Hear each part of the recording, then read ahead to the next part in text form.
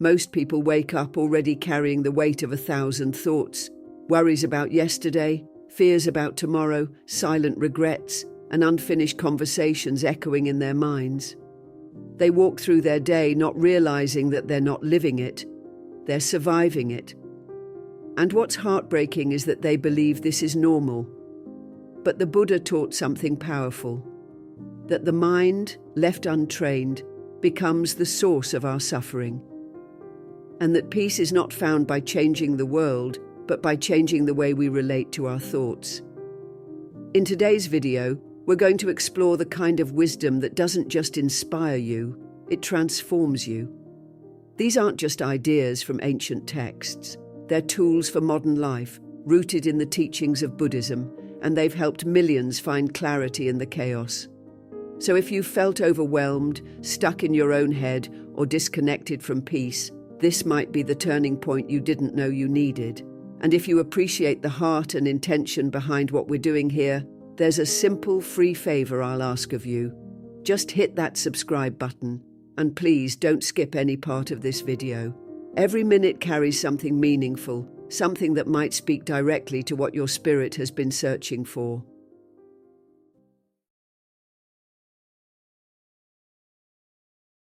Some days it feels like we're not even living. We're just trying to outthink everything. One thought crashes into the next, like waves in a stormy sea.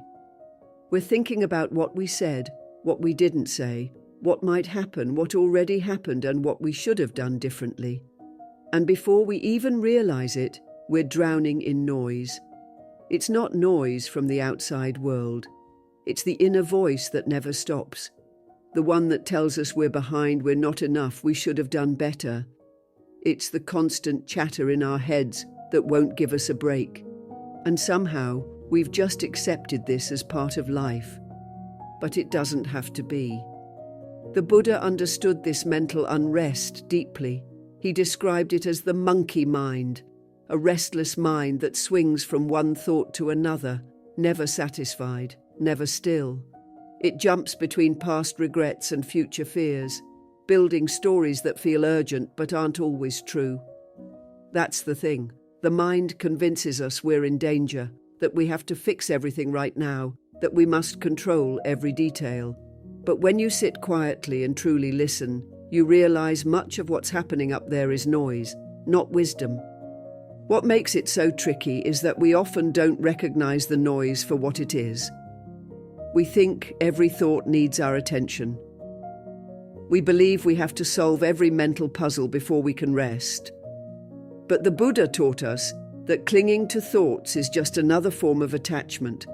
And attachment, as he said, is the root of all suffering. It's not the thoughts themselves that hurt us. It's our habit of grabbing onto them, replaying them, identifying with them as if they define who we are. Now imagine for a moment that your mind is like a house. Thoughts come in, some are loud, some are quiet, some are kind, and some are harsh. But not every visitor deserves your attention. Not every guest should be allowed to rearrange the furniture and make you feel like a stranger in your own home. Buddhism teaches us that we can observe the mind without obeying it. We can notice a thought and let it pass, just like watching someone walk down the street without needing to follow them. The practice of mindfulness is how we start turning the volume down. It doesn't mean silencing the mind completely.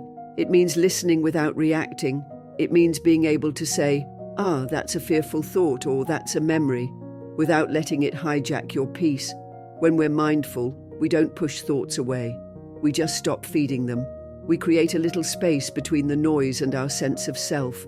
That space is where freedom begins. In that space, you remember that you are not your thoughts. You are the awareness that hears them. You are the stillness beneath the noise. And the more you return to that stillness, the more you realize how much of your mental suffering was optional. Not fake, not meaningless, but optional. You don't have to carry every worry. You don't have to solve every problem in your head. Some thoughts are like clouds, meant to float by, not to be held onto. Buddhist monks train their minds for years to sit in that awareness. But even as everyday people, we can begin, one breath at a time, one moment at a time, You don't need to escape your life to find peace. You just need to recognize the noise and return to the quiet that was always there, waiting for you. This isn't about changing the world outside. It's about healing the world inside. That's the power of the Buddha's teaching. And it begins the moment you decide to stop following the noise and start listening to the silence.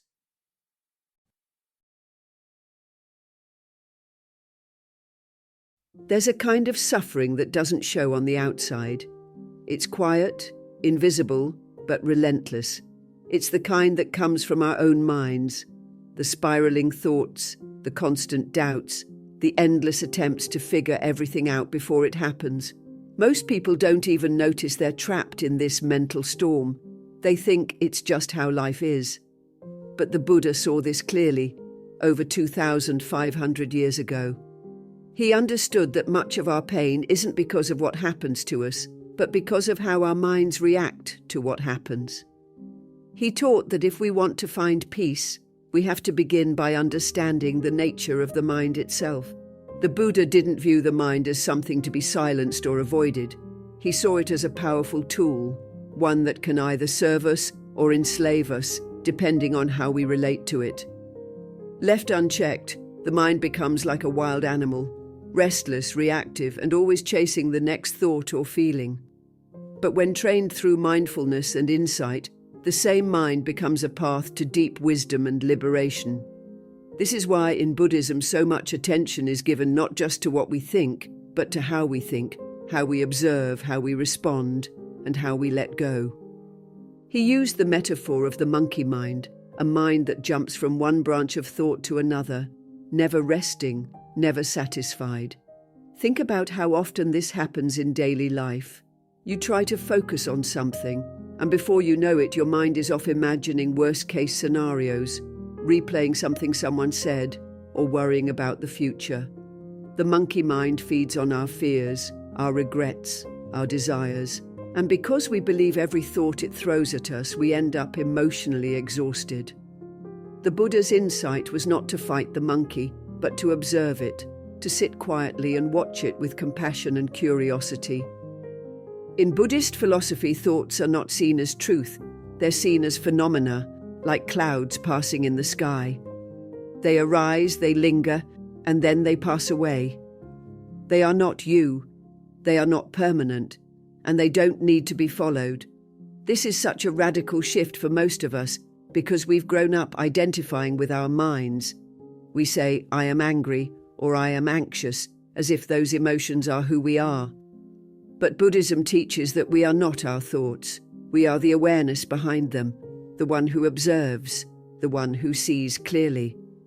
When you begin to understand the mind through the lens of Buddhist wisdom, you stop trying to control every thought.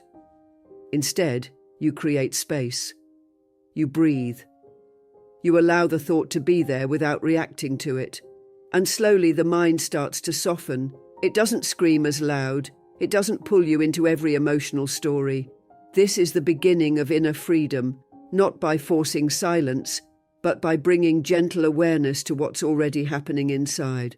The Buddha also emphasized the importance of right view, one of the steps on the Eightfold Path. Right view means seeing clearly, understanding the nature of things as they really are. It means recognizing the impermanence of all mental states and not being fooled by appearances. A thought may feel urgent and overwhelming in the moment, but with mindfulness, you begin to see it for what it is. Just a thought. It doesn't have to be acted on. It doesn't have to control you. And perhaps the most compassionate teaching of all is this: the mind can be trained. No matter how chaotic it feels right now, no matter how many years you've lived inside an overthinking head, you can change your relationship with your mind. Through consistent practice, especially meditation, you begin to notice the patterns. You develop patience. You stop feeding the mental stories that drain your energy. This is not about perfection, it's about awareness, and awareness, as the Buddha taught, is the foundation of all transformation.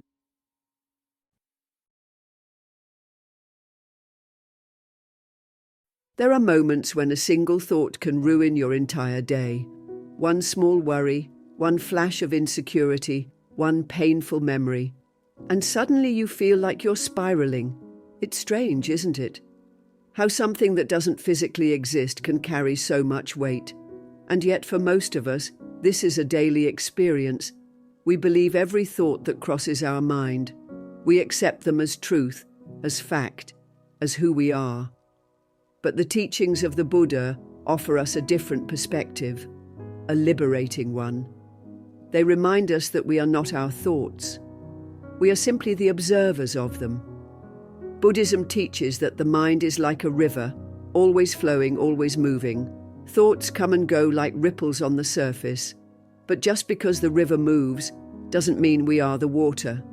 We are the ones sitting by the riverbank watching it flow. The problem is we've forgotten this. Somewhere along the way, we got up from the bank and jumped into the current. We let our thoughts carry us, drag us, drown us. We confuse movement with identity. But the truth is, your thoughts are not who you are. They are simply events in consciousness. One of the Buddha's most profound insights was that clinging, even to thoughts, leads to suffering. When a negative thought arises like, "I'm not good enough," and we hold on to it, feed it, believe it, we give it power. That thought might have just been a passing cloud, but our attachment makes it into a storm.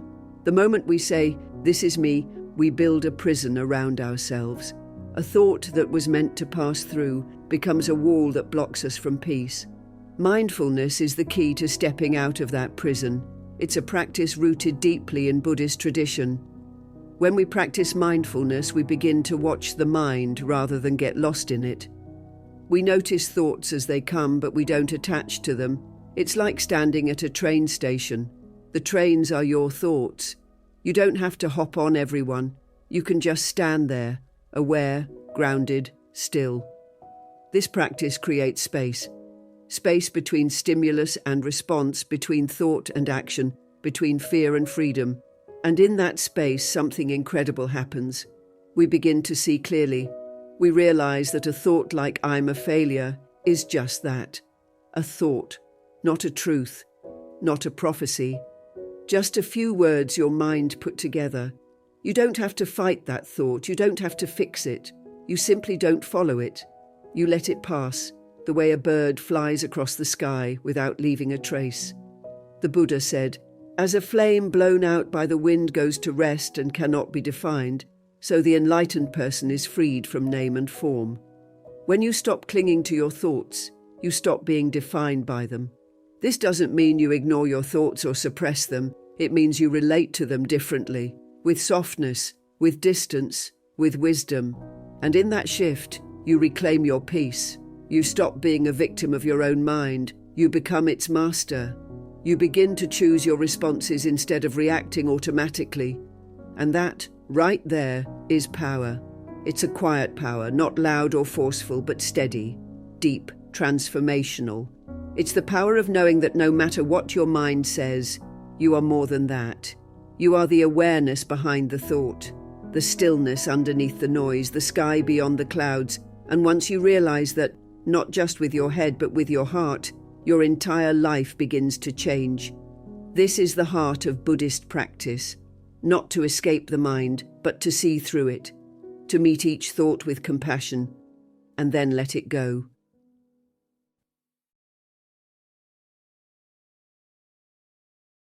There's something quietly beautiful about the moments we barely notice.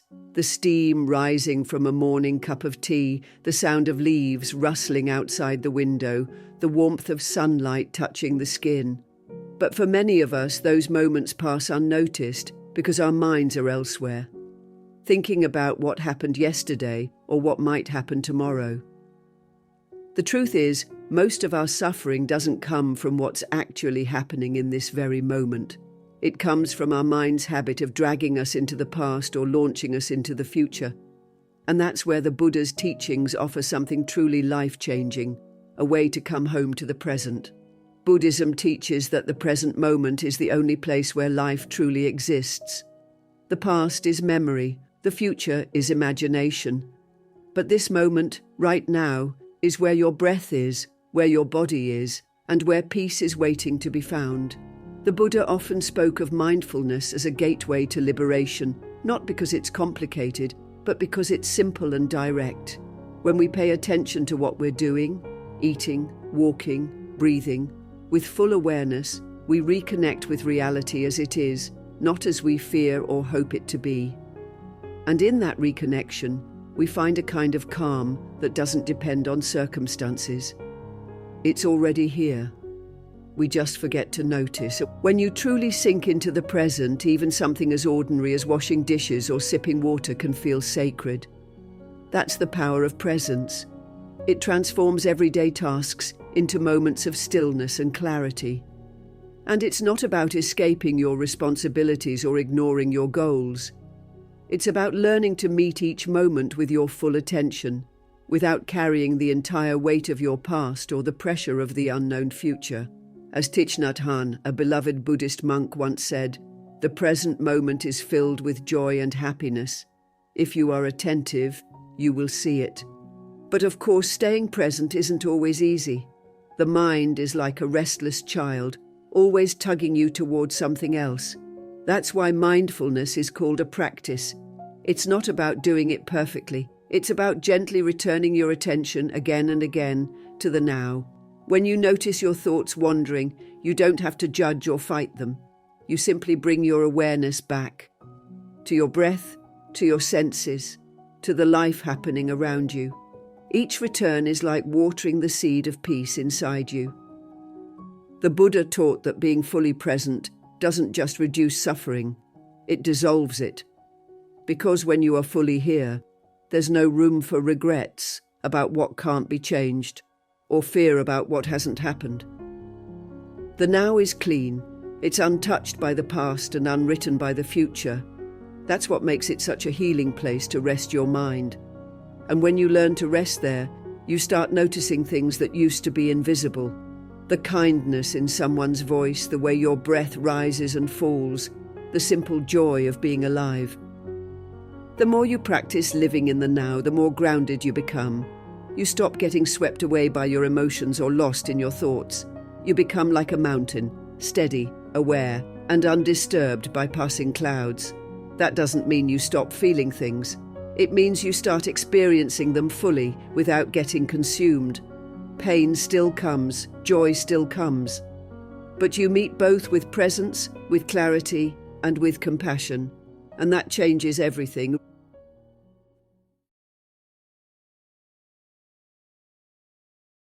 There's a voice in your mind that speaks to you more than anyone else ever will.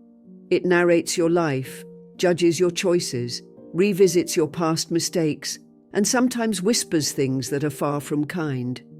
The problem is, many of us have never paused to question this voice. We simply accept its tone, its criticisms, and its fears as truth. But here's something worth considering. What if that voice could be softened? What if it could become your greatest ally instead of your inner enemy? According to Buddhist teachings, it absolutely can. The transformation begins not with fighting the voice, but by meeting it with something it's probably never received before: loving kindness. In Buddhism, there's a practice called Metta bhavana, which translates to cultivating loving kindness. It's a meditation that focuses on developing deep compassion, not only for others, but for ourselves. And that's where so many people miss the point. We're often quick to offer kindness to friends or strangers, but when it comes to our own inner world, we're harsh, critical, even cruel. Think about how often you speak to yourself in ways you would never speak to someone you love. The Buddha knew that true compassion must begin within, because the way we treat ourselves sets the tone for how we treat the world. When we bring loving kindness into the mind, we don't force positivity or pretend everything's okay. That's not the Buddhist way. Instead, we acknowledge what's there, the pain, the mistakes, the doubt, and we offer those parts of ourselves warmth rather than resistance. We learn to say, "Even though I am hurting, I still choose to be gentle with myself."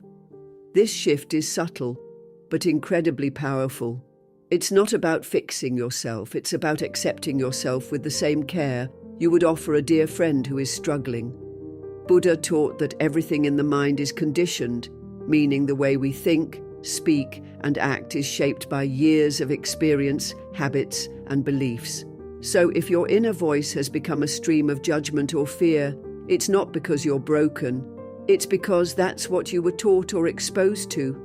But anything conditioned can be reconditioned. This is the freedom the Dharma offers.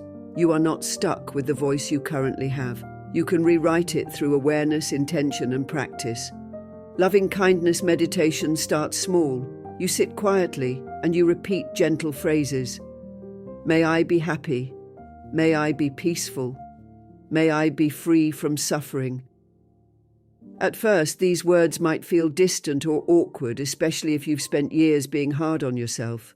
But with consistency, something begins to shift. The mind starts to soften. The voice becomes less sharp, more supportive. You find yourself interrupting negative self-talk not with shame, but with compassion. And over time, the entire inner landscape changes. This isn't just about feeling better. It's about healing the root of suffering that comes from self-rejection. When you offer yourself kindness, you stop depending on the outside world to tell you you're enough. You begin to carry peace wherever you go. And the beautiful part is, this peace doesn't just stay within you, it radiates outward. You become more patient with others, more forgiving, more open. That's because the mind trained in loving kindness naturally extends that love in every direction.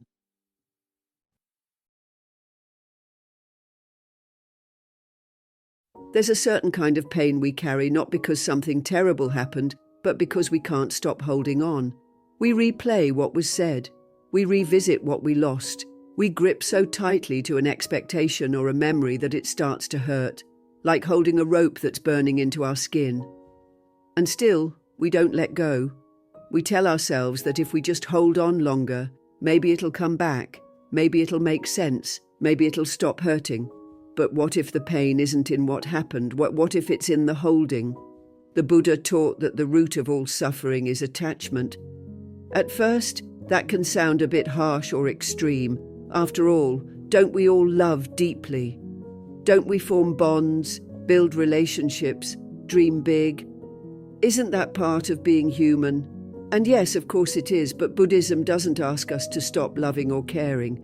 It asks us to look closely at the difference between love and attachment, because while love sets you free, attachment often traps you. Love flows with change, attachment resists it, love allows, attachment clings. Think about a time you felt hurt, really hurt. Maybe it was a relationship that ended, or someone you cared about pulled away, or a life situation didn't unfold the way you hoped. If you really look at the pain underneath, you might find that it's not just the loss that hurts. It's the expectation of how things were supposed to be. It's the story you told yourself, the way you needed things to go in order to feel safe or happy or whole. That's attachment. It creates a kind of invisible contract between you and the world, one that says, you must stay the same or I will suffer. And the moment life changes, which it always does, we feel betrayed, anxious, even broken. Buddhism doesn't deny that this world is filled with beautiful things, people we love, moments we cherish, experiences that light up our hearts. But it gently reminds us, nothing lasts forever. Everything you hold in your hands today, your youth, your relationships, your status, your belongings, they are all subject to change. And when we attach our peace to things that are temporary, we're setting ourselves up to lose it again and again. This is why the practice of non-attachment is so powerful. It doesn't mean you stop feeling, it means you stop depending. You begin to enjoy life fully without making your happiness conditional on how long something lasts or whether it turns out exactly as you planned. You start showing up with presence instead of fear. You love without grasping. You give without needing a return. And suddenly, life becomes more peaceful. Not because everything's perfect, but because you've stopped fighting what is. When Buddha talked about the fire of attachment, he wasn't just talking about romantic relationships. He meant all forms of clinging, to identities, to beliefs, to outcomes. to the way people see us or the roles we think we must play. Every time we hold something so tightly that we fear its loss, we suffer. But when we begin to release that grip, even just a little, we create space. Space for peace, space for freedom, space for the present moment to unfold as it is, not as we wish it would be. One of the gentlest ways to start loosening attachment is through awareness. You begin to notice the moments when you're gripping. You catch yourself expecting someone to act a certain way, or fearing the end of something good, or trying to control an outcome that's out of your hands. And in that moment you breathe. You remind yourself, this too is impermanent. I can meet it with softness instead of fear. Over time, that awareness becomes strength. You don't have to force yourself to let go. You simply stop needing to hold so tight.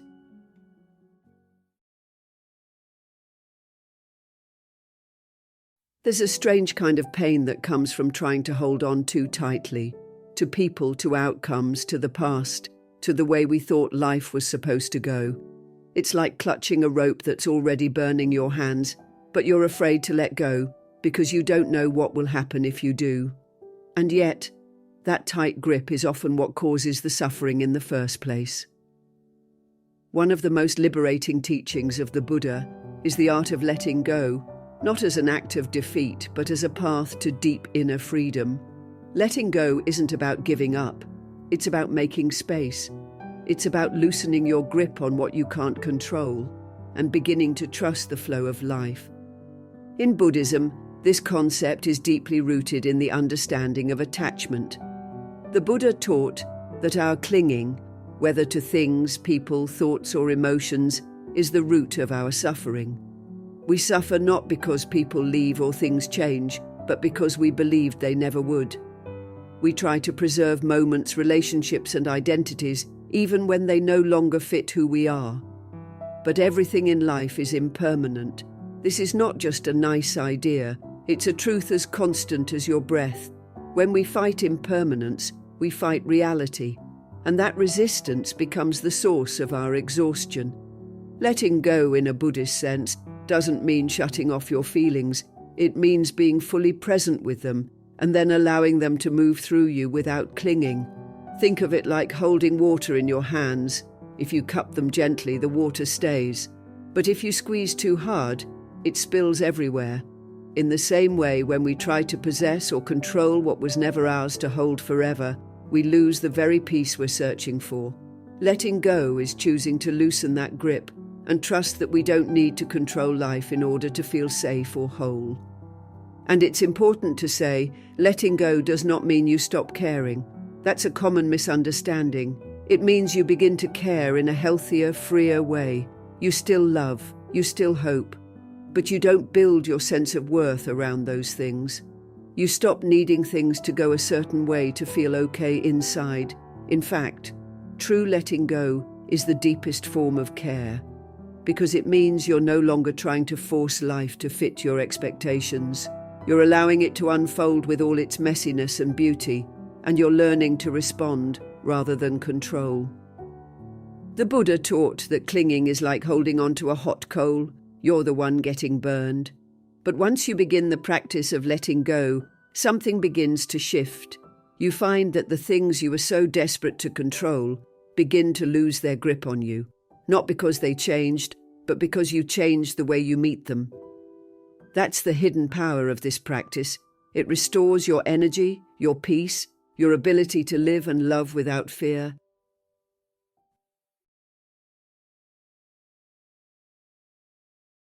There's something powerful that happens when you stop trying to control everything and instead begin to observe your life with awareness. Not judgment, not resistance, just pure awareness. This is what Buddhism gently leads us into, a way of seeing life not as a problem to fix, but as an experience to understand. It's in those quiet moments when you sit with yourself, breathe mindfully, and finally stop running, that you begin to realize something. Peace was never outside of you, it was always within you. But like a still lake beneath a storm, it needed the winds of thought to settle before it could reflect the truth. Buddha didn't ask people to blindly follow a belief. He asked them to observe, to look closely at the nature of their suffering. And what you'll find, the deeper you go, is that much of your pain doesn't come from the situation itself. It comes from your mind's resistance to it, the clinging, the craving, the needing things to be a certain way in order to feel okay. That's where the weight builds up. But when you begin to live the practice, not just think about it, you start to see the difference between reacting and responding, between chaos and clarity, between confusion and presence. One of the most life-changing shifts comes from learning that thoughts are not facts. Just because a thought feels urgent or loud or convincing doesn't mean it's true. The mind has patterns, it repeats, it spins stories. And without training, it will lead you wherever it wants, like a wild horse without a rider.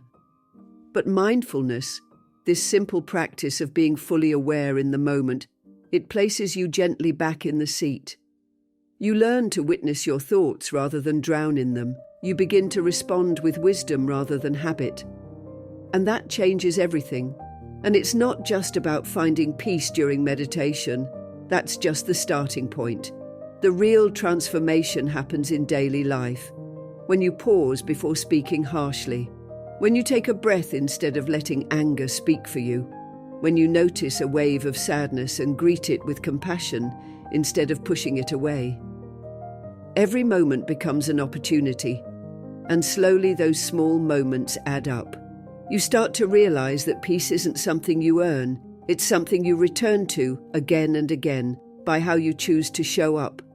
The practice also changes how you love, because in Buddhism, love is not about possession or control. It's about presence. It's about seeing someone clearly without trying to mold them into your version of who they should be. That shift alone can heal relationships, not by fixing others, but by transforming how you relate to them. You stop needing them to complete you or behave a certain way. You love from fullness, not from lack. That's not weakness, that's freedom. No matter where you are on your path, remember this. Peace isn't something you find. It's something you uncover within yourself, one mindful breath at a time. Let go of the noise, return to your center, and watch how life begins to meet you with gentleness. If today's message spoke to your heart, I invite you to continue this journey by watching the next video on your screen. And from the bottom of my heart, thank you for being a part of Buddhist journey. Until next time, may you walk with ease, with clarity, and with peace.